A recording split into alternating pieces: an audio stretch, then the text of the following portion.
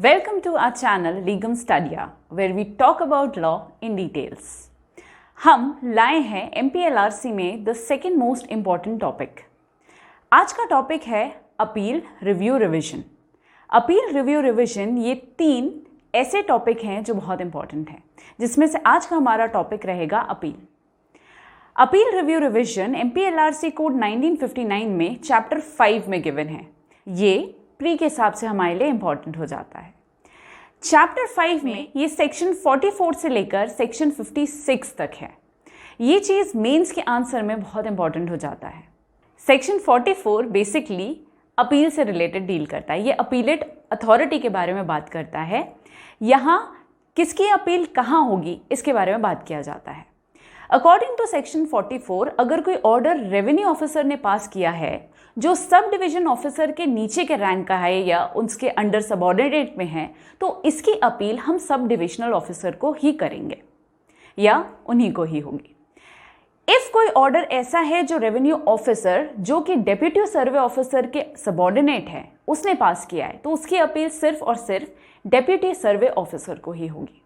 अगर कोई order sub divisional officer द्वारा पास किया गया है तो फिर कलेक्टर के पास ही इसकी अपील होगी. डेप्यूटी सर्वे ऑफिसर ने कोई ऑर्डर दिया है तो उसका अपील डिस्ट्रिक्ट सर्वे ऑफिसर के पास होगा. असिस्टेंट कलेक्टर हो गया, जॉइंट कलेक्टर हो गया या डेप्यूटी कलेक्टर हो गया, अगर इनके द्वारा कोई ऑर्डर पास हुआ है तो इसकी अपील कलेक्टर के पास जाएगी.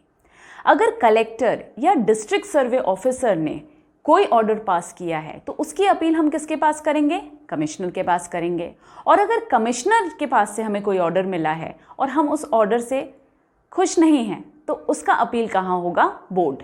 अब 2 चीज़ हमने पैरेलली सुना है, बड़ा कन्फ्यूजन हो रहा है, इतने सारे पोस्ट क्यों हैं?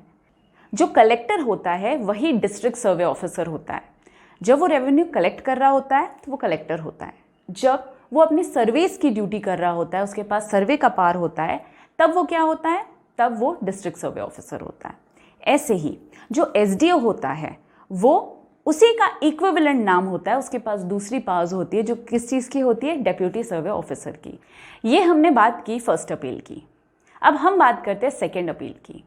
अगर कोई SDO है या डेप्यूटी सर्वे ऑफिसर है या कलेक्टर है, इन लोगों ने अगर कोई ऑर्डर दिया है तो इसका सेकेंड अपील सीधे कमिश्नर को होता है. और कमिश्नर का अगर कोई ऑर्डर है, मतलब अपीलेट ऑर्डर है, तो इसका सेकेंड अपील सीधे सीधे बोर्ड को होगा. अब बात आती है कि सेकेंड अपील फर्स्ट अपील किन किन चीज़ों का हो सकता है. हम सेकेंड अपील कब कर सकते हैं, हम फर्स्ट अपील कब कर सकते हैं? तो सब्सटैंटिव क्वेश्चन ऑफ लॉ होना चाहिए.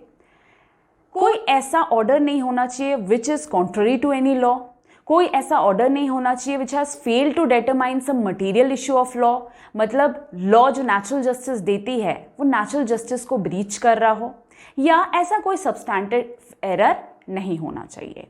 ये चीज़ कहाँ दी है? ये भी आपको सेक्शन 44 में ही दी गई है. सेक्शन 46 क्या कहता है? सेक्शन 46 कहता है कि कुछ चीज़ों के अगेंस्ट अपील नहीं हो सकती. नॉन अपीलेबल ऑर्डर्स जिन्हें कहा जाता है. ऐसे कौन से ऑर्डर्स हैं जिनके अगेंस्ट अपील नहीं हो सकता? I am talking about first appeal.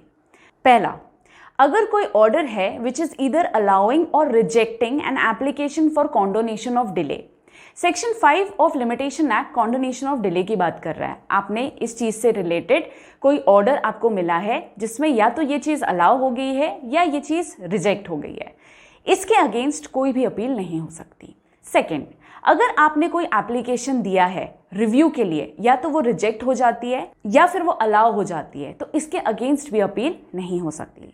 अगर कोई ऐसा एप्लीकेशन है जो स्टे एप्लीकेशन है, सेम कंडीशन, अगर वो अलाउ हो जाती है, अगर वो रिजेक्ट हो जाती है, इनके खिलाफ भी अपील नहीं होगी. एंड लास्टली, ऐसे ऑर्डर्स जो इंटरिम नेचर के होते हैं, इनके खिलाफ भी अपील नहीं हो सकती. ये मैं फर्स्ट अपील की बात कर रही हूँ. ऐसे ही अगर मैं सेकेंड अपील की बात करूँ तो बहुत सारे सेक्शंस दिए गए हैं जिनमें सेकेंड अपील नहीं होता. जैसे सेक्शन 131 जो राइट ऑफ वे की बात करता है. सेक्शन 134 जो execution of bond for abstaining from repetition of certain acts की बात करता है. सेक्शन 173 जो रेलिंक्विशमेंट की बात करता है. सेक्शन 234 जो प्रिपरेशन ऑफ निस्तार पत्रक की बात करता है. सेक्शन 239 जो right in fruit bearing tree की बात करता है. सेक्शन 40 जो prohibition of cutting of certain trees in village की बात करता है सेक्शन 41, जो measures to prevent theft of timber की बात करता है, सेक्शन 242 जो वाजिबुल अर्ज की बात करता है, सेक्शन 244 जो डिस्पोजल ऑफ आबादी साइट्स की बात करता है, एंड लास्टली सेक्शन 248 जो penalty for unauthorized taking possession की बात करता है। ये सारे सेक्शंस जो मैंने अभी बोले हिंदी में आपको स्क्रीन में दिख जाएंगे। ये जैसे सेक्शंस हैं जो जिनके अगेंस्ट सेकेंड अपील नहीं होती है।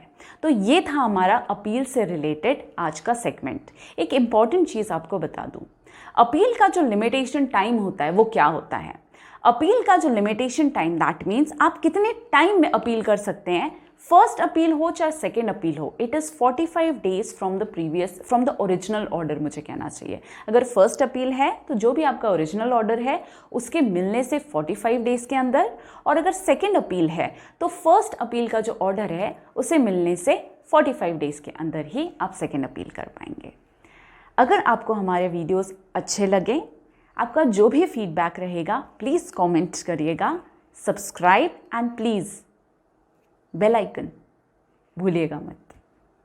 Thank you.